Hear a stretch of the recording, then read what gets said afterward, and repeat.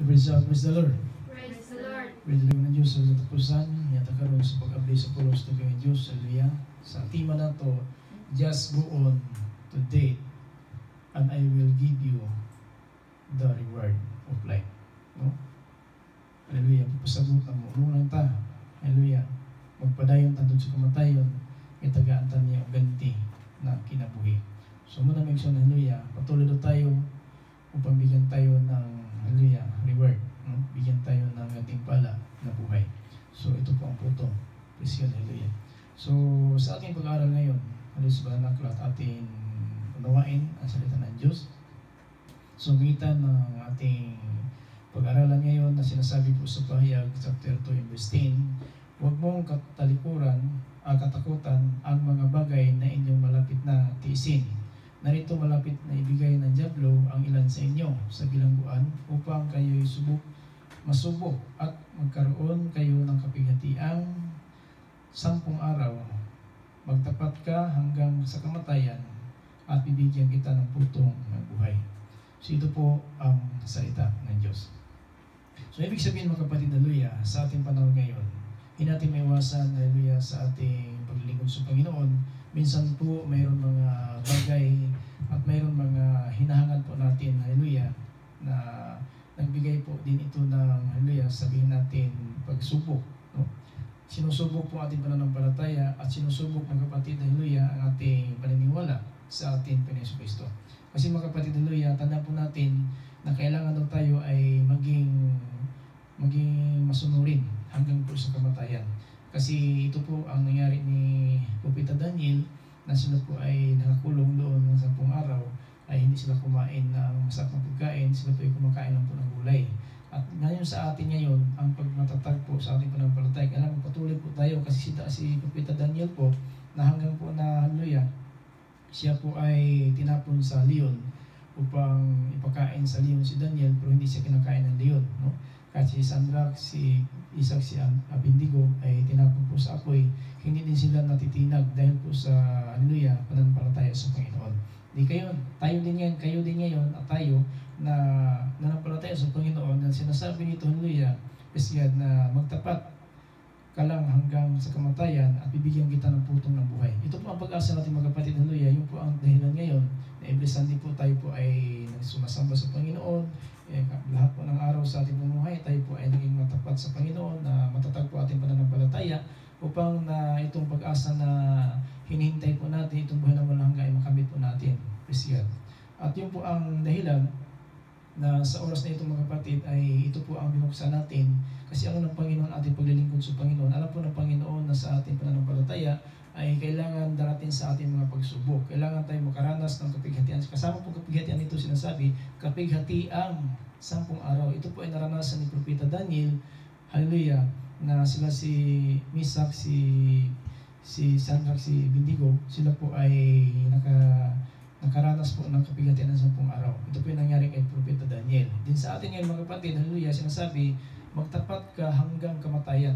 So ito po ang atin sa ating panahon ngayon, itong pagtatapat natin hanggang sa kamatayan. So ibig sabihin mga kapatid, hallelujah, ano man mga problema, mga pagsubok, kapighatian na darating sa atin, bisag unsa ang mga, hallelujah, ma-encounter nato ng mga problema, yung nato na, hallelujah, mga mabukat na mga pagsulay, apan kung padayon ang taigso na hallelujah sa tuang pag-alagad, padayon ta sa atong pagtuos kung nga Dios, so tagaan na ta niya og putong kinigitawag na korona, no? Korona ng buhay. Ito talaga mga kapatid ang lagi siguro ang hinahangad natin hallelujah, ma-ID na ito. So lahat ng tao naman siguro ito talaga ang hinahangad na magkaroon ng buhay na walang hanggan. Amen.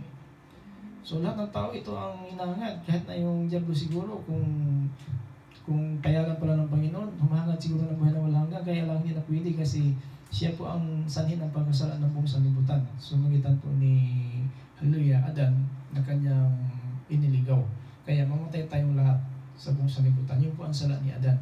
Kaya pag namatay na po tayo, bayad na po si Adan ng kasalanan ng kanyang ginagawa. Pero itong bautismo ngayon na ating tanggapin, ito po ang kapatawaran. At dahil po bautismado po tayo, kailangan itong na hallelujah, magtapat tayo hanggang sa kamatayan. Ito talaga ang sinasabi ni Apostol Pablo sa hallelujah, Pilipos 1:21, na para sa akin ang pagkabuhay kay Kristo at ang kamatayan yung ang pakinabang, yung pampananaig. Kaya mga kapatid, haleluya, dapat tayo mga Christian, tayo po na may pananampalataya, lalo na po tayo mga bautismado na sa pangalan ng Kristo, kailangan talaga ang pagtiyaga at habang tayo naghintay sa gandang loob ng Diyos, ito po ang putong ng buhay, kailangan hanggang sa kamatayan. Amen? Hanggang sa kamatayan po tayo, haleluya, maglilingkod ng tapat. Praise God, haleluya. Kasi sinasabi po sa Hebreo, chapter 6 and verse 4, kasi haleluya, ano ibig sabihin dito?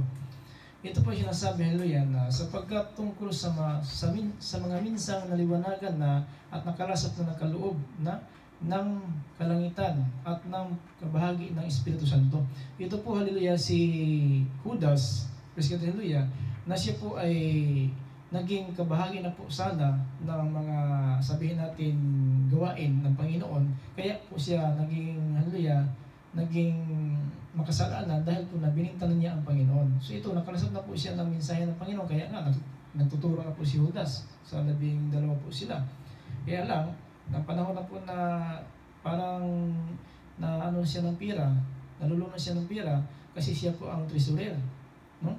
Si Judas po isang treasurer ng Panginoon Kristo at mangnanakaw siya. At dahil po siya mangnanakaw, yun talaga, ang tao talagang mangnanakaw, hindi po yan, haleluya, nagsunod ng kalooban ng Diyos. Ngunit kasama na po si Judas dito. Kaya sinasabi sa Hebreo chapter 6 verse 4, sapagkat tungkol sa mga minsang naliwanagan na, nakalasap na ng kalooban, no? Kaloob sa kalangitan at sa kabahagi ng Espiritu Santo. Si Judas po, kasama po dito mga kapatid. Ito po isang halimbawa para sa atin. In verse 5, at nakalasap na sa mabuting salita ng Diyos at ng mga kapangyarihan na panahong darating. So si Judas, isa po ito na nakalasap na po ng salita ng Diyos kasi tagapagturo na po si Judas. Pero ito mga kapatid, isang halimbawa sa atin na kung ganito po mga daw natin, na kahit alam natin ang salita ng Diyos, ngunit nagpapatuloy pa rin tayo sa paggawa ng hindi karapat-dapat sa Panginoon, na parang pinabaliwala natin ang salita ng Diyos na ating napakinggan. In verse 6, sinasabi dito, at saka mahiwalay sa Diyos ay di na maaring baguhin silang muli sa pagsisisi, yamang kanilang ipinapako muli sa ganang kanilang sarili ang anak ng Diyos at na ilagay na muli siya sa hayag na kahiyaan. So yun, wala nang pili, wala nang bautismo mga kapatid. Isang bautismo lang po. Kasi ito, bautismado na po sila. Kaya pag ginawa na po niya kasalanan, mga kapatid, haleluya, wala nang panahon na sila po ay bautismuhan pa tungkol sa kapatawaran. Kaya mga kapatid, haleluya, ang hinindi ng Panginoon na magbalik loob. No? Ibig sabihin nito na wala na, sinasabi ito, at saka sila hiwalay. Ibig sabihin, hindi po sila nilingkod, wala na po sila ng pag-ibig ng Diyos. Sa araw ng linggo, ibig kayo sumasamba doon sa mga lakad, at saka ibig kayo magpahinga, nagtatrabaho. So yun na po ang mga dahilan ng mga tao na humiwalay na po sila sa pananampalataya sa Panginoon. Ang paghiwalay kasi, yun po ang ibig sabihin na nawala na yung pag-ibig mo. No? Kasi pag tulad ng, for example, may nagustuhan ka na, for example lang natin ito kapag ang babae ay iniibig mo, so, halos araw-arawin mo yan pinuntahan. No? Kapag naniligaw ka, kasi nadaanan mo din yon. Kapag mahal mo ang babae, siyempre, pabalik-balikan mo talaga yan na dadalawin mo. Ayaw mo na may ibang lalaki na magkauna sa'yo. So, kapag mahal natin ang Panginoon, ganun pa rin. Sa araw ng pagsimba, palagi po tayo na pumunta sa bahay ng Panginoon kasi nasa atin pa po ang pagmamahal. Pero kung wala na sa iyo ang pagmamahal mo sa Panginoon, yung linggo, nakalimutan mo na parang normal na araw na yon. Ibig sabihin, kapag araw na linggo magpapahinga tayo dito sa bayan ng Panginoon, doon ka na sa trabaho. Ang ibig sabihin, wala nang pag-ibig. No? Wala nang pag-ibig dyan. Kasi ang totoo may pag-ibig, alam niya ang kalooban ng kanyang iniibig, ating Panginoon Kristo. Kung mahal natin ang Panginoon Kristo, yun talaga ay sinasabi niya, hallelujah, dyan sa John chapter 14 and verse 21, na sinasabi ng Panginoon Kristo, siya nakikinig sa aking salita at tumutupad nito, siya ang umiibig sa akin. So ngayon, kapag humiwalay na tayo, sinasabi ito, at saka nahiwalay sa Diyos, di na maaring baguhin silang muli sa pagsisisi. Ang ibig sabihin, wala nang kamalangan ng bautismo mga kapatid. Isang bautismo lang po. No? Isang bautismo lang po yan. Ibig sabihin, yung ginagawa mo na kamalian, walang kapatawaran na yan na mayroon pang isang bautismo na gagawin. Ibig sabihin, na kung mamatay ka dyan, sa iyong pamumuhay na kasamaan, hahatulang ka dyan sa iyong kamatayan. Yung pa yung mabasa natin sa Ezekiel 18:20. No? Mabasa po natin yan na kung ang tao daw humiwalay sa kanyang katuwiran at mamatay siya sa kanyang kasamaan, doon siya hatulan. At saka yung gawa niya na kabutihan, makalilimutan ng Panginoon yan. So yun po ang ibig sabihin mga kapatid, hallelujah, mag-ingat tayo dahil sa ating panahon ngayon, binigyan po tayo ng Panginoon ng pangunawa. Itong sinasabi na hindi na sila maaring baguhin silang muli sa pagsisisi. Ibig sabihin, wala na pangalawang bautismo. Ang ibig sabihin, yung ginagawa nilang kasalanan talaga yan. No? Wala nang bautismo, kasi ang bautismo, isang bihis na po yan. Kapag nagpabautismo na tayo, lahat ng ating mga ginawa ng kasalanan ay napatawad na po yan. Ngayon, kapag bautismado na po tayo, hindi sinabi sa Balagat, kapag bautismado na po tayo, hindi tayo magkasala. So, tandaan mo mga kapatid, na yung kasalanan na ginagawa mo, wala na pong pangalawang alay. Isang alay lang po. At sinabi ni Apostol Pablo, hindi na maaring baguhin sila sa pagsisisi. Ibig sabihin, wala nang bautismo mangyari dyan. Wala nang bautismo pangalawa. Isang bautismo lang po. Pero ito, mga Christian po ito, sinabi dito sa verse 4, pakinggan po natin, sapagkat tungkol sa mga minsang naliwanagan na at nakalasap na sa kaloob ng kalangitan at mga kabahagi sa Espiritu Santo. Ibig sabihin, mga Christian na po ito, nakabahagi na po sila ng salita ng Diyos at minsan po nangarap tulad ni Judas. No. Kailan si Judas na naging makasalanan na, nang parating na po na ipako ang Panginoon sa krus. Pero habang nagtuturo po ni Kristo, kasama si Judas. Di ba? Nagsimula si Kristo na ministry. 12 apostol sila. Kailan nawala ang isa, nang Panginoon, dinakip na po. Di ba ang tagal nila? Ang tagal nila nakisama ng Panginoon. Alam ba ninyo, ilan weeks? 62 weeks po. Nakasama ang Panginoon na nangaral. 62 weeks lang po. Daniel 9:26, mabasa po natin yan. 62 weeks lang po nangaral ng Panginoon pagkatapos ipako siya sa krus. Yun ang katagal ni Judas na nakasama ng Panginoon. Pero ito isang halimbawa sa ating mga kapatid. Pero ang sinasabi nito, dapat natin unawain. Kapag humiwalay na ang tao, sinabi dito at saka humiwalay sa Diyos, ay di na maaring baguhin sila muli sa pagsisisi. So, ibig sabihin, kahit magsisi pa siya, wala na pong bautismo. Pero kung tumalikod siya ng kasalanan, mayroon pang matitira na pag-asa. Mayroon? Basahin natin. Pahayag chapter 2 in verse 3 up to 5. Sinabi nito, nasayod ako, nag-antos ka, nagapailog ka tungod sa kungalan, nga ikaw wala mag-amutag kataka. Nga ni bato kanimo, aduna ako'y sumbong ng maukini, nagibiyaan mo na ang iyong pagigugma, diya kanimo kanyanto. Gugma, nawala ang gugma. No? Nasayod ako, balikta. Nasayod ako sa imong pag-antos, nga ikaw nagapailog tungod sa kungalan. Muna may igsoon na tungod kaya nakadawat at ningala na may igsoon, nagapailog ta, bisan kung giunsa na ta pag ingon na to daot sa atong sigataw, gidaot ta sa pamilya, gidaot sa parinting, gidaot ta sa ubang tao, pero gidawat na to na may igsoon, tungod aningala na. Tungod kiningala na igsoon, nadawat naman nato ni, nagapaubsanon ta, pero miabot ang panahon na wala ang gugma. Mao bitingon diri kung muhiwalay na siya, kano man di may igsoon. Kung sa pasabutan na, kanang mo na tayo gugma sa Ginoo mo, nang mo distansya na siya. No? Pero wag kita Ginoo mo distansya sa tuwa. Kita mo distansya pero Ginoo giuban na lang gipunta. Muna make sure na haleluya dili na ingon nga nakasalat na taron, gipasagdan ta sa Ginoo.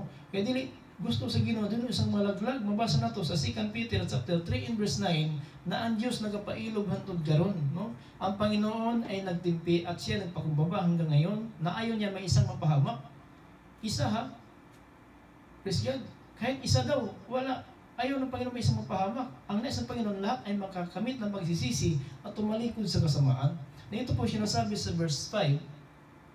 Busay ng dumi, diin ka nahulog. Pag hinunusol, ubuhata, ang ibuhat mo kaniadto, nga imong gihimo. Kaya kung dili man, anahaon ko ikaw, o kuhaon ko ang kandileryo sa dapit na pahimutangan. Gawas kung maghinunusol ka. So muna may igsoon niya, kini mga daotan di may igsoon mga tao na magpadayon sa pagkadaotan, maabot ang kamatayon, nguwa niya da, mayon na Ginoo, ana ko sa di madugay, nguwa nimo damha, o kuhaon ko ang kandileryo diya sa dapit ng pahimutangan, gawas kung maghinunusol ka. Muna may igsoon niya, doon ay masakitong gibundag sa hidaan ng masakitong, hantod namatay sa sakit, doon na po yung mga tao karon nga nagapadayon na sa pagpagkasala, pero wala gyapon nagibulagan sa Ginoo nga naman. Mo ani purpose na ang pulong sa Ginoo may igsoon niya kada Domingo makahatag ta og pagtagad sa lain, makahimo ta sa pagtuon aron sa pagpadayag sa pulong sa Ginoo para na mahibalo ta di ay sa plano sa atong Ginoo, no? Mahibalo ta. Ang verse 5 may igsoon, pagklaro diri At nakalasap na mabuting salita ng Diyos. Di ba? Si Judas, isa ka halimbawa, bisan kita karon may igsoon, di kay siguro karon na nato na patalihugan ng puno sa Ginoo. Kung ibrisandi po tayo makinig ng salita ng Diyos, siguro mas marami mapakinggan. Si Judas, imagine 62 weeks lang po siya kasama ng Panginoon.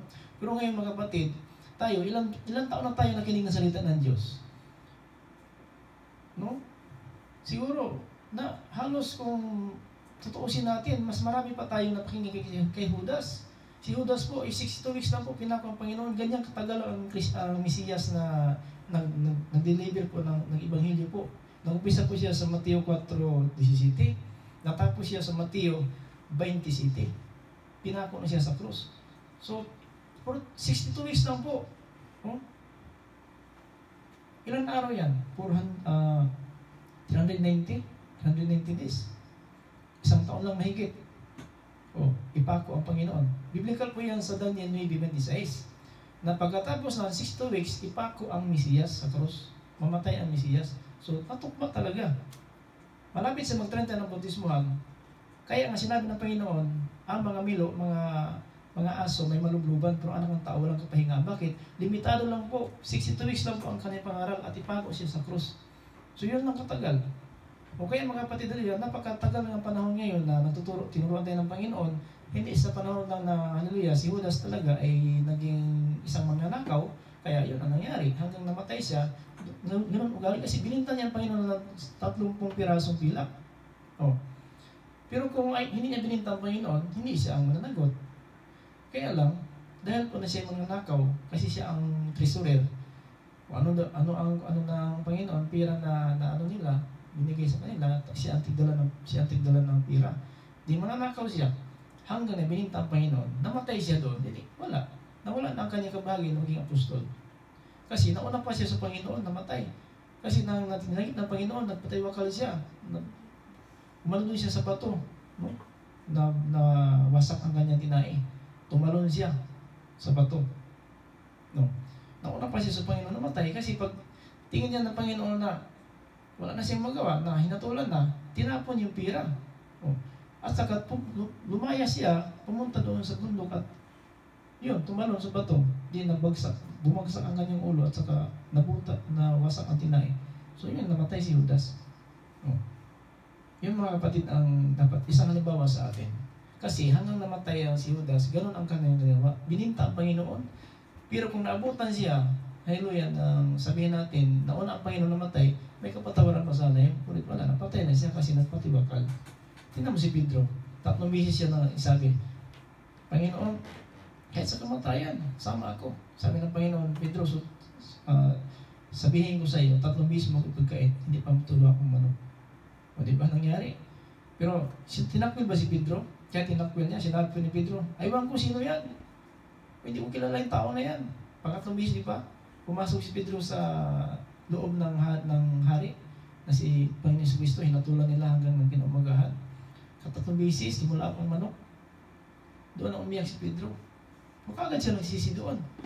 Nagsisi si Pedro, pag tula akong manok, nagsisi siya, Panginoon, patawarin mo ako. Kasi bininta kita na, pinagkalulok kita. Kaagad ni Pedro tinanggap ang kanyang kamalian. Pero si Judas, wala na siya pag-asa kasi nagpatiwakal po siya. Namatay siya dahil sa kanyang pagsisisi, pero nagpakamatay. Kaya ang tao nagpatiwakal ng sarili, walang kapatawaran yun.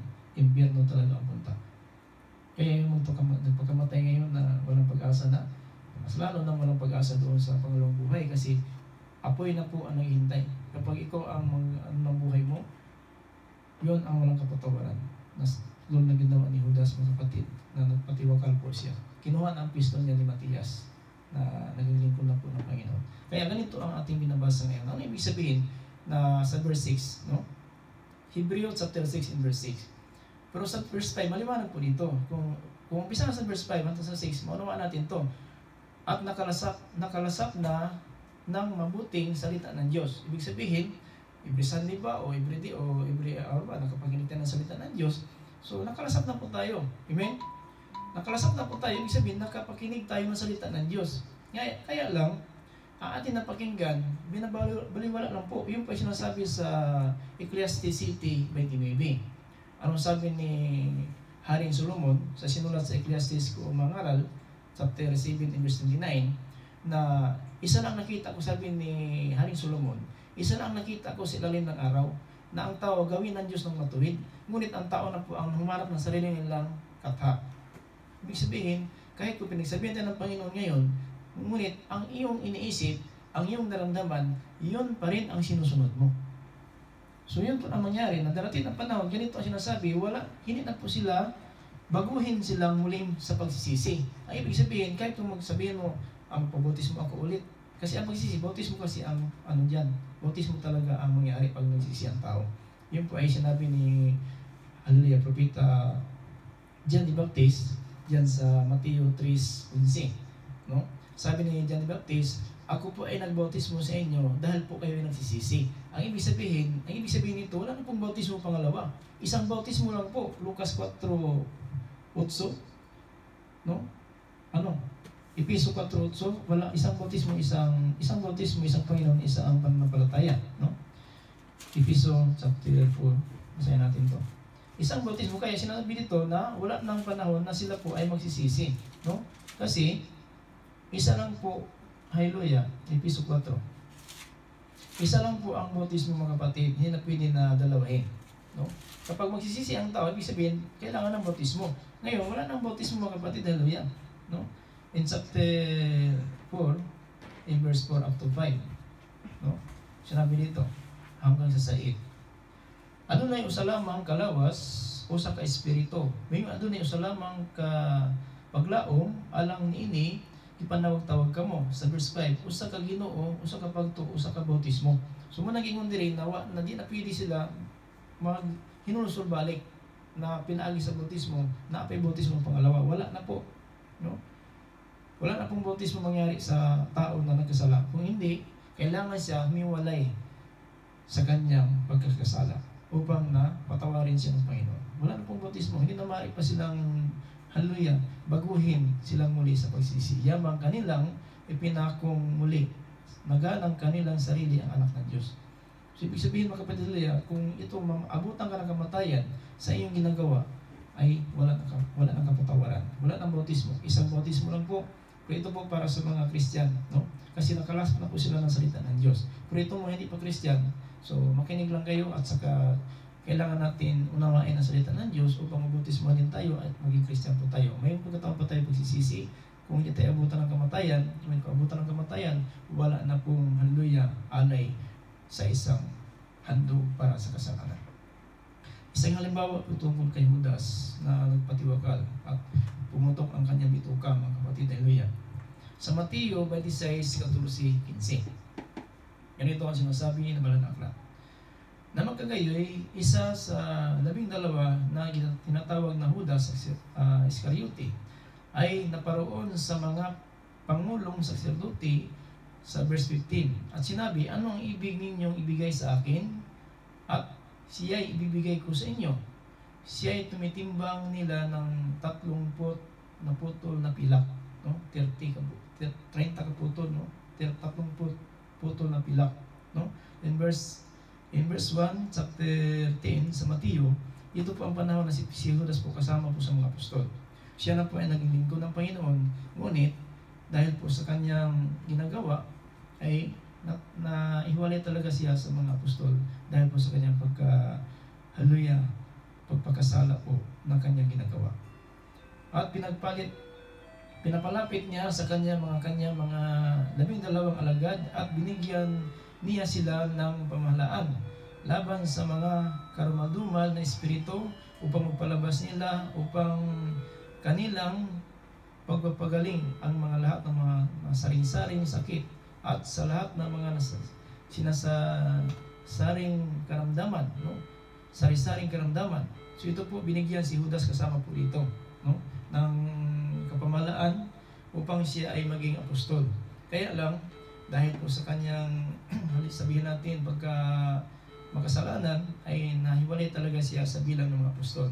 In John 13:29-30, sinabi dito, sapagkat iniisip nila ng ilan na sapagkat si Judas ang may tangan ng supot At sinabi ni Jesus sa kanya, bumili ka ng mga bagay na ating kailangan sa pista at sa pagbigay niya sa anuman ng mga dukha ng kanyang matanggap ang subo ay umalis agad at nooy sa gabi na. No? So ito po ay nangyari kay Judas na siya na po umalis upang na ibinta na talaga ang Panginoon, na akala ng mga apostolis na sinugo siya ng tinapay. Yung pala, ang pag-alis ni Judas na kailangan ng Panginoon Kristo ay kanya na pong ibinta sa mga parasiyo. So yun po mga kapatid ang nangyayari. At ito po sa Gawa chapter 1 verse 17, sinabi ng Apostol Pedro, sapagkat sila'y nabilang sa atin na siya'y tumanggap ng kaniyang bahagi sa pagkaministrong ito. Sinabi ng Apostol Pedro na wala na po si Judas, no? Na palapit na po ang Espiritu Santo. Ito po ay pinapangaral na po ni Apostol Pedro upang na mapalitan na po ang katungkulan ni Judas na si Matias po ang nakahuli, no? Gumawa ng mga taong ito ang isang parang pamamagitan ng ganti ng kanyang katampalasanan at na pagpapahulog ng patiwarik ang pumutok niya sa gitna ng sumambulat ang lahat ng kanyang laman na kanyang tiyan. So pumutok talaga ang katawan ni Judas nang siya po ay nagpatiwakal, no? So yun po ay nangyari kay Judas dahil po na siya po binintan niya ang Panginoon. So sa ating mga panahon ngayon, tayo mga Christian po, na hindi pwede na gayahin natin itong pamuhay ni Judas, na nakalasap na po tayo ng katotohanan, nakalasap tayo ng salita ng Diyos, at bumalik naman tayo sa kasamaan, at abot tayo ng kamatayan, wala na tayong kapatawaran, at wala na po, haleluya, alay para sa kasalanan. Isang bautismo lang po, haleluya, ang tanggapin ng mga tao upang mapatawad ang kasalanan. Kaya sinasabi doon sa 10:26, sapagkat kung isang sinasadya ng pagkasala, pagkatapos niya natin matanggap ang pagkilala sa katotohanan, ay wala nang hain na tira tungkol sa kasalanan. So ito po ang sinasabi. Tingnan mo si Judas, dahil po sa kanyang ginagawa, ay wala na pong hain kasalanan. Dahil po, pag namatay na siya doon na sa impyerno, wala nang hain doon. Tulad sa atin yung mga kapatid. Hallelujah. Akala mo, bautismado na tayo ngayon, gumawa tayo ng kasamaan, patuloy tayo sa paggawa ng kamalian. So wala nang halay doon. Pagkamatay po tayo, kahit bautismado po tayo, tanda po natin, ang bautismo tinanggap natin, ito po ang kapatawaran. Then, pagkatapos na napatawad na po ang kasalanan natin, namuhay naman tayo. Then, kung nagbuhay naman tayo na may makasalanan, iba na po yan, no? Iba na po yan din na ibig sabihin, harapin mo sa Panginoon. Kasi ang bautismo, kapatawaran. Ngayon, kung napatawad ang kasalanan mo, bumalik ka naman sa pamumuhay na makasalimutan, ibig sabihin, wala na pong alay na para po dyan sa ginagawa mo. Ang ibig sabihin, ang ating pag-Christian, huwag natin sayangin. Ibig sabihin, pahalagaan po natin ang pangalan po ng Kristo, na ito po ay nagpapatawad ng ating kasalanan. Ngunit, mayroong kasalanan, kamatayan ng kaluluwa, mayroon. Alam ba natin ang kasalanan ng kamatayan ng kaluluwa? At saka, kasalanan, hindi kamatayan ng kaluluwa. Yung po yung nagkasulat, hallelujah, sa 1 John, chapter 2 and verse 1, sabi ni Apostol Juan, mga anak, sumusulat ako sa inyo, upang huwag kayong magkasala. Ngunit kung magkasala man kayo, mayroon na kayong mga laban na sa harapan ng Diyos Ama, si Kristo. So yun po mga kapatid, hallelujah. Tayo mga Christian, mayroong kasalanan na hindi nakamatay ng kaluluwa. Ano mga kasalanan yun? Christian, ano mga kasalanan na hindi kamatay ng kaluluwa? Yung kasalanan mga kapatid, hallelujah, na hindi mo ginagawa. No? Ano ba yun? Ibig sabihin, lumabas na po sa iyong pag-iisip. Lumabas na po sa iyong puso. Yun po ang kasalanan na hindi nakamatay. Minsan po nakapagsalita ka ng masama sa kapwa mo, hindi nakamatay yun. No? Hindi nakamatay yun. Hindi nakamatay yung kasalanan na yan. Lumabas sa bibig mo. Pero yung ginagawa mo, yun na po. Hallelujah, ang dahilan na haharap na tayo sa hukuman ni Kristo. Pero kung pag-iisip mo lang, hindi pa po yung kasalanan kasi iniisip mo lang. No?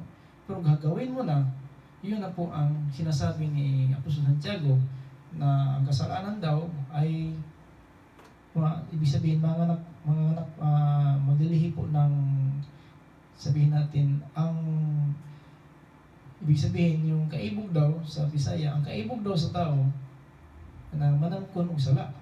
No? Ibig sabihin sa Tagalog, ang panganasa ng tao ay ibig sabihin, maglilihi ng kasalanan. At sa hustong gulang na, ay magsisilang ng kamatayan. So, ibig sabihin, mga kapatid, hallelujah, kaya ang ibig sabihin, kung tingnan natin ang, hallelujah, kalagayan, kung sabihin natin, tulad ng isang bata, kapag nandiyan sa sinapupunan sa ina, 9 na buwan po yan bago ipanganak. Di ba? 9 na buwan po yan bago ipanganak. Yes, God, hallelujah. Yes, God. Sinasabi ito sa chapter 1, in verse 14 to 15. Muli ang ingon ni Apostol Santiago. Hinunoa ang usa ka tawo matintal sa diha na madala sa mahaylo kini sa iyang kaugalingong pagpangibog, no?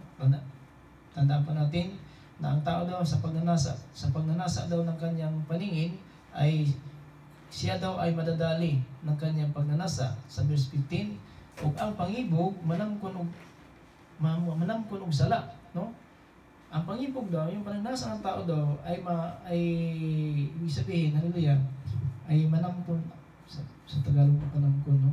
Maglilihi, no? Maglilihi ng kasalanan. At sa hustong gulang na ay isisilang niya ang kamatayan. So, ibig sabihin, isang halimbawa po ito, isang talinghaga na sinasabi ni Apostol Santiago, ang bata kasi is 9 na buwan pa po yan sa sinapupunan ng ina bago siya isinilang.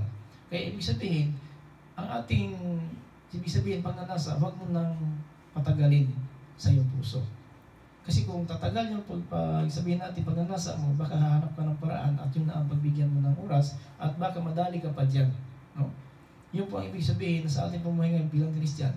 Kailangan alam natin kung paano na ibig sinasabi dito sapagkat kung ang isang sinasadya na kapagkakasala, pagkatapos niya natanggap ang pagkilala sa katotohanan, wala nang haing natitira tungkol sa kasalanan. Isang hain lang po ang Kristo po. Kaya ang bautismado na, wala na pong pangalawang bautismo. At kung mamatay ka dyan sa iyong pagkasala, yun ang hatol na harapin mo. Kaya sinasabi nga sa Ezekiel 18, versikulo 20, 21, maliwanag po dyan, na hindi nalalahanin ng Panginoon yung mga ginagawa mong kabutihan. So ito po isang halimbawa para sa ating mamuhay ngayon bilang Christian upang huwag tayong iligaw ng mga tao. Praise God. Then, sinasabi sa mga aral ko City by Dinibe, narito lamang ang aking nasumpungan na ginawa ng matuwid ng Diyos ang tao. Ngunit, naghahanap sila sa maraming kata. So, yun po ang sinabi ko kanina, na ang mga tao daw humahanap sa sariling kata. So, nais ng Panginoon na gawin tayong matuwid. Kaya lang, ang tao na mismo ang humanap ng sarili niyang kapakanan. Kung anong gusto niya, ginagawa niya. So, ibig sabihin mga kapatid, na dahil po sa yun ang ginagawa mo, doon ka hatulan ng Panginoon. No? So, kaya sinasabi sa Banal na Aklat sa Mateo 6:30, ngunit kung pinararamtan ng Diyos ang ganitong damo at sa parang na gayon na buhay ay sa kinabukasan ay ginagatong sa kalan, hindi baga lalo na kayong maramtan niya, oo kayong mga kakaunti na pananampalataya sa 31. Kaya huwag kayong mabalisa ng mga magsasabi, ano ang aming kakanin o anong aming inumin o ano ang aming idaramit. So kaya wag na tayong mga kapatid maghanap pa ng kata kung anong gusto natin ginagawin dahil po may hangad po tayo. Ipasa Diyos na lang natin ang lahat. Amen? Ipasa Diyos natin ang lahat at ang Diyos na lang po ang paglingkuran natin ng tapat at siya na po nakakaalam kung paano tayo bigyan ng mga bagay na ating mga hinahangad. Kasi yun lang po ang nais ng Panginoon na huwag tayong iligaw ng mga tao dito sa lipunan. Dahil po sa hallelujah, kailangan pagtuturo na hindi po sang-ayon sa Panginoon. No? Lalo na po tayo mga Christian na tinuturuan tayo ng Panginoon ng katotohanan. So, pahalagaan po natin ang salita ng Diyos na ating napakinggan at huwag na tayong balisa kung ano ang bukas na mangyari dahil ang Panginoon na po nakakaalam at siya po makapagbigay sa atin ng mga bagay na ating asahan. In 32, sapagkat ang lahat ng mga bagay na ito ay siyang pinakahanap ng mga hintil, yamang talastas ng inyong Ama na nasa sa kalangitan ang kinakailangan ninyo ng lahat ng mga bagay na ito. So huwag na rin tayong mabalisa kung ano daw ang pangailangan natin. Kasi ang mga hintil daw, ganun daw ang ugali na na ano sila, ibig sabihin na bagabag sila ng bukas. So sabi ng Panginoon, huwag na kayong magbagabag, taas-tasin ninyo na yung Ama sa kalangitan ay kinakailangan ninyo ng lahat ng bagay na ito. Alam na ng ating Panginoon na alam natin na kailangan natin ito. In verse 33, datapot hanapin muna ninyo ang kaharian at ang kanyang katuwiran at ang lahat ng bagay na iyong pawang dinadaig sa inyo, idaragdag sa inyo. So, hanapin na muna na daw ang kaharian, ang pagiging matuwid sa harapan ng Diyos, ayon po sa kanyang kalooban, at ang lahat ng bagay na ating inangad ay ibibigay sa atin. 34, kaya't huwag ninyong ikabalisa ang mga araw ng bukas, sapagkat ang araw ng bukas ay nababalisa sa kanyang sarili. Sukat na sa kaarawan ang kanyang mga kasamaan.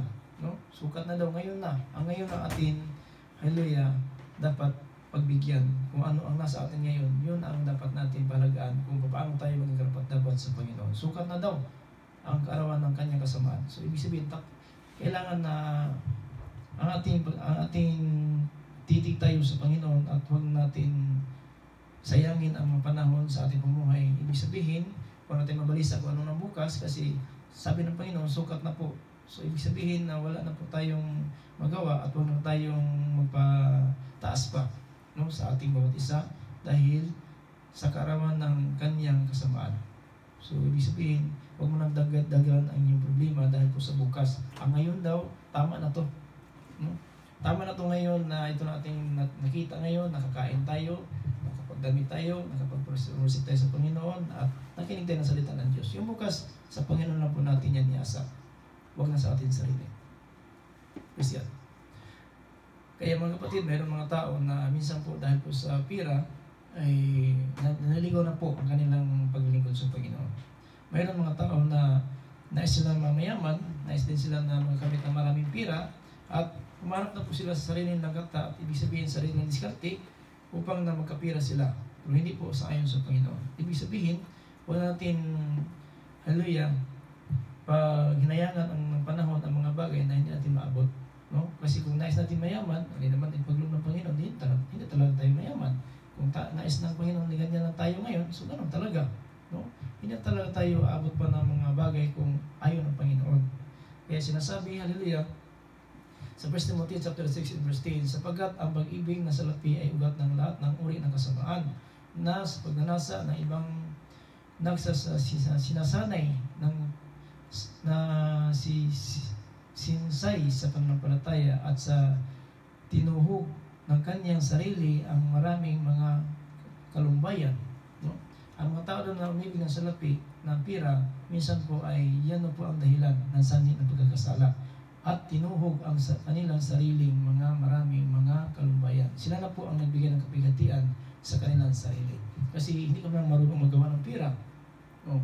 Kung naisin mo, nasain mo maging mayaman, paano ka magayaman kung wala kang trabaho?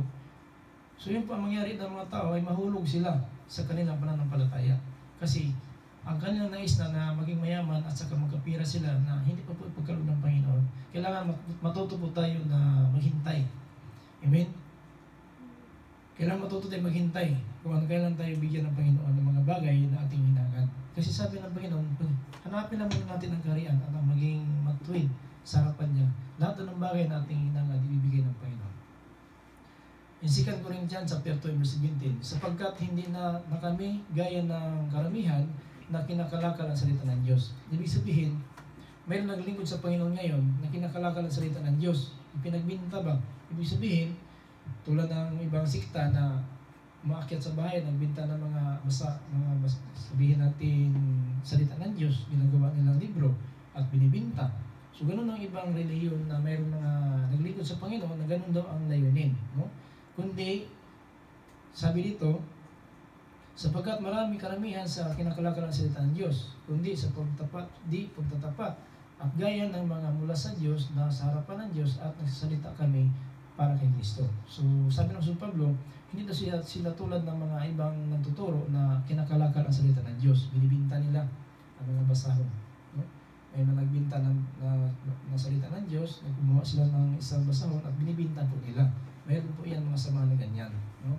Ang gawa 17:29, yamang tayo ay ngalahi ng Diyos, hindi nararapat nating isipin na ang pagka-Diyos ay tulad ng mga ginto o pilak o bato o inukit ng mga binasa at katalinuhan ng tao. So, ibig sabihin, dahil doon, lahat tayo ng Diyos, huwag natin ilagay ang Diyos tulad ng mga sabihin natin, bato, ginto, pilak, na inukit ng mga tao. Huwag tayong sasamba ng ganyan mga uri ng pagsamba. No?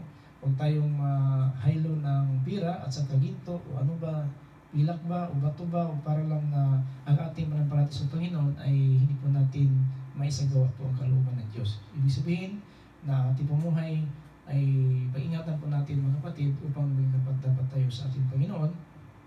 Huwag natin hayaan mga kapatid na ang pagka-Diyos tulad ng pilak, ginto, bato na inukit ng mga tao, hallelujah, upang sambahin. No? Yun po ang ibig sabihin ni Apostol hallelujah, Pablo, na sa ating pumuhay ngayon na dapat iwasan natin ang mga Diyos-Diyusan. No? Huwag natin hayaan tulad ng pilak na parang yun na po ang Diyos natin ng pilak. Kahit sa linggo magsamba tayo, nagtatrabaho. Kasi ang pagka-Diyos po, pinalitan nila ng pilak. No? O bato man. Ibig sabihin ng bato, ito po ang Diyos-Diyusan. So mga kapatid, ganito po ang sinabi ng ating Panginoon Diyos. Ang ni Apostol Pablo, din sa Mateo 6:24. Sino may hindi makapaglingkod ng dalawang Panginoon, sapagkat kapupuotan niya ang isa at iibigin ang pangalawa. Kaya'y magtatapat siya sa isa at ang pangalawa na halaga ay ikalawa. Hindi kayo maglilingkod sa Diyos at sa kayamanan. Ibig sabihin, dalawa lang po, hallelujah, ang kalagayan natin sa salibutan. Saan ba ang mabigat sa atin? Ang pira o ang Panginoon? Ang kayamanan o ang Panginoon? So kung Panginoon ang ating mas mahalaga sa atin, sadya talaga nagsasamba po tayo at nakikinig tayo ng salita ng Diyos. Pero kung kayamanan na ating hinangad, so ang salita ng Diyos po ay binabaliwala na po natin. Hindi natin pinagbigyan ang Panginoon, hallelujah, ng kanyang panahon. Kaya sinasabi ito, kaya kung tayo ay nakikisa na kay Kristo Jesus, na sa taas tayo tititig, is God. Colossus 3:1. Kung kayo nga ay muling binuhay, kalakip ni Kristo, ay hanapin ninyo ang mga bagay na sa itaas ng langit. No? Sa itaas, nagkaroon si Kristo, nakaupo sa kanan ng Diyos. So yun pala ang pumuhay ng Kristiyan. No? Sa taas po tayo tititig, huwag sa sanlibutan. Kasi ang sanlibutan po, maraming mga makikita po natin na minsan po nakakaaliw sa ating mga mata. At yun po ang dahilan ng sanhi na mahulog po tayo sa kamay ng Diyos na buhay pa. Praise God, hallelujah. Kaya ano ba? Ano sa taas? No? Pahayag 2:7. Ang may pakinig ay makinig, sinasabi ng Espiritu sa mga iglesia. Ang magtatagumpay ay siya kung pakakainin ng punong kahoy ng buhay na nasa paraiso ng Diyos. May paraiso mga kapatid. No? Tandaan po natin, may paraiso doon sa langit at kung sino magtatagumpay, yun po ang sinasabi ng manaklat na habang mamamatay po tayo, kaya ang tema natin, hallelujah, just go on to death and I will give you the reward of life. No? So, padayon yun ta, no? Kung patuloy lang ta, hantod sa kamatayon, padayon ta sa kamatayon, kitagaan niya o itawag na purong-purong ang kinabuhi. No? Din sinabi sa pahayag, chapter 21, verse 14, ito po ang mga, hallelujah, ang ibig sabihin, nakapalibot po sa paraiso. Ganito daw ang lansangan. At ang kuta ng bayan na may 12 pinagsaligan ng mga ito'y 12 pangalan ng mga 12 apostol ng Kordero. So doon pala sa paraiso, nandun na po ang pangalan ng mga apostol. Kaya, kung lalabas tayo sa mga apostol, walang kasiguruan ang ating pag-asa. Ibig sabihin, ang ating pagtuturo ngayon, tulad ng mga turo ng mga apostol, hanggang dyan lang po tayo. Huwag na tayo susubra at huwag tayo magkulang. Kung anong turo ng apostol, doon na po tayo susunod. No? Kasi ang pangalan ng apostol is nandun na po sa paraiso. Nakasulat na po doon sa tinatawag bagong langit at bagong lupa. No? Sa pahayag 21 verse 14. Then, pahayag 21 verse 1, at nakita ko ang isang bagong langit at isang bagong lupa na sapagkat ang unang langit at ang unang lupa ay naparang, wala na.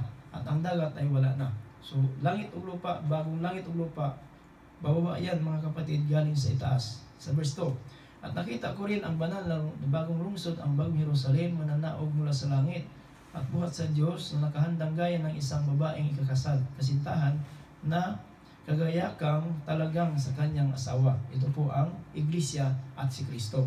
Ito po ang nagrepresenta po. Ang babae po ang iglesia ng Diyos dito sa lupa, at ang pamanuno po si Panginoon Kristo ay magkakaisa na po yan sa araw ng kanyang pagpaito.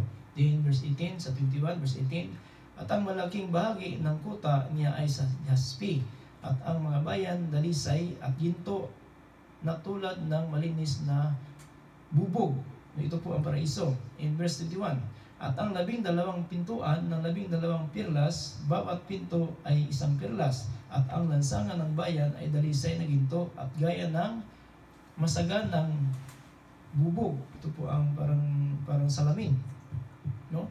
In verse 1 in chapter 22, at pinakita niya sa akin ang isang ilog ng tubig na buhay na magiging gaya ng bubog, parang salamin, na lumalabas sa luklukan ng Diyos at ng Kordero. In verse 2, at sa gitna ng lansangan niyaon ay at sa dako rito ng ilog, at sa ibayo nito naroon ang punong kahoy ng buhay na namumunga sa 12 iba't ibang bunga sa mamunga sa bawat buwan, at ang mga dahon ng punong kahoy ay nagpapagaling ng mga bansa, mga tao. So ito po ang tinatawag na isang puno, 12 klase ng bunga. Bawat buwan daw ay nagbubunga, no? Kung mansunis ba to, kung mayroon bang santol, 12 klase ng bunga. Kada buwan, isang klase ng bunga. Sunod na buwan, ibang klase naman ng bunga. So lahat ng mga tao doon nakakain. So ibig sabihin, may pagkain doon at saka tubig na pwede na inumin. Mayroon. Isigan. Kaya mag-ingat po tayo na kung tumitig tayo sa taas, ito ang palagaan natin, itong paraiso.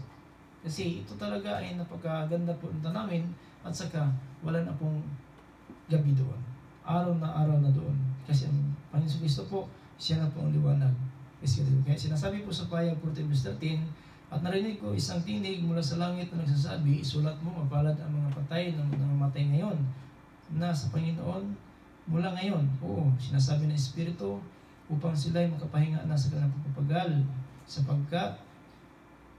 sapagkat ang kanilang mga gawa ay susunod sa kanila.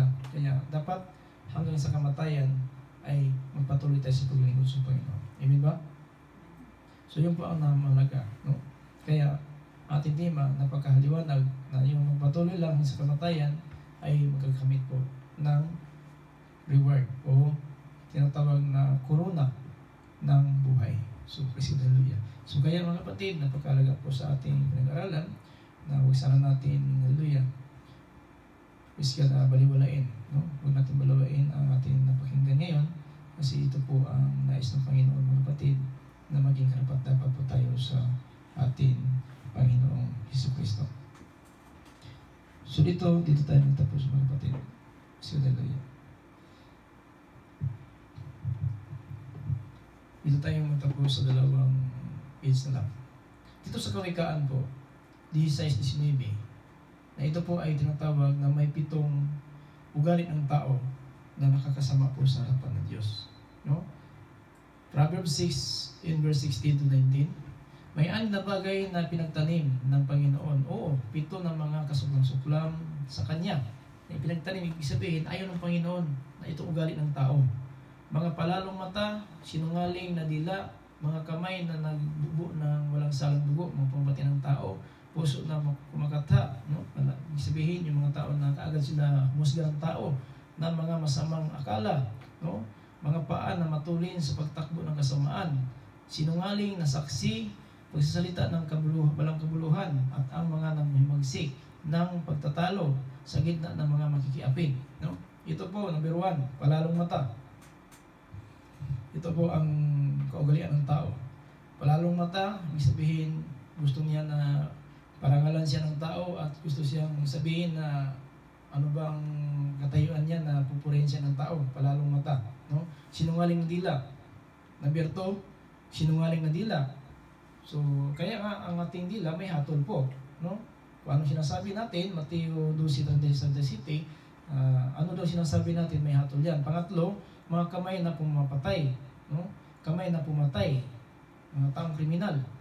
So, ito po nakita ng Panginoon dito sa ugali ng tao sa ibabaw ng lupa. Pang-apat, mga puso na masama, ang katha, Oh, ibig sabihin na kaagad ka humusga ng kapwa mo, kaagad ka napot ng kapwa mo, kaagad ka magsasabi na walang katotohanan. Galing sa puso yan mga kapatid. Number 5, mga paa na tumatakbo sa pagpatungo sa masamang hangarin. Ibig sabihin, may simbahan ang punta natin, doon tayo sa karaokean, doon tayo sa mga kalayan. So, ibig sabihin, ang pagsimba ay hiniwalay mo na. No? So, importante yan magsamba. Hindi po yung kahalayan at hindi po yung mga lakad na hindi nakabuti sa Panginoon. Sumamba po tayo dahil sambahin talaga ang Panginoon. Yun po ang kalooban ng Diyos para sa lahat ng tao. Number 6, sinungaling ang saksi. No? Kasi may saksi kasi nandun na sa harapan ng hukuman, kahit hindi katotohanan, idiniin talaga niyang tao, totoo po yun. Yun po sinungaling ang saksi. Pang-7, at sila ang nagsanhi ng kaguluhan. No? Maninirang puri. So ito po ang sanhi ng kaguluhan. So ito po ang ugali ng tao mga kapatid, na nakikita ng Panginoon dito sa ibabaw ng lupa na ugali ng tao. Ito yung sinasabi po sa Proverbs, sinabi ni Haring Solomon, may 6 na bagay na pinagtanim ng Panginoon o 7 na mga kasusuklam sa Kanya. Kasusuklam pala ito mga kapatid. Kaya sa pamumuhay po natin, iwasan po natin mga kapatid, ganito ang ating gawain sa ating pamumuhay. Kailangan wala po sa atin ito. Amen ba tayo? Kailangan itong ganito, ang kinasusulman ng Panginoon, wala po sa atin ito. Number 1, palalong mata. Number 2, sinungaling na dila. Pang-3, mga kamay na pumapatay, mga kriminal. Pang-4, mga puso na masama ng katha. No? Madali talaga maghusga kaagad ng kapwa. Mga paa na tumatakbo ng patungo sa kasamaang hangarin. No? Mga hindi nakakabuti po. Number 6, sinungaling na saksi. No? Number 7, sila ang mga sanhi ng kaguluhan. So, matinayaan na ganun ang pumuhay natin. Kaya kung ang bunga ng Espiritu Santo po ay nasa atin, ito din ang namumuhay kay Kristo. Hindi po yung binasa natin kanina. Ito din ang pumuhay ng bunga ng Espiritu na totoo na si Kristo na sa atin. Yung po ibig sabihin mga kapatid na kailangan natin ito gagawin din. Ganito. Sa Galatias 5:22-23, dito tayo magtapos. Datapot ang bunga ng Espiritu, pag-ibig, katuwaan, kapayapaan, pagmuhod, pagandang loob, kabutihan, pagtatapat, kaamuan, pagpipigil laban sa mga gayong bagay ay walang kautusan na makatumbas pa ng ganyan mga gawa ng tao. Ito ang bunga ng pinagkaloob ng Espiritu ng Diyos. So kaya mga kapatid, haleluya, kung mayroong kinapupuutan ng Diyos ng mga gawain, mayroon naman nasihan ng Panginoon ng mga gawain. Ito ang bunga ng Espiritu Santo. No? Una, pag-ibig, katuwaan, kapayapaan, pang-4, panghinuhod, no? Pang-5, kagandahang loob, pang-6, kabutihan, pang-7, pagtatapat, pang-8, kaamuhan, pang-9, pagpipigil sa sarili.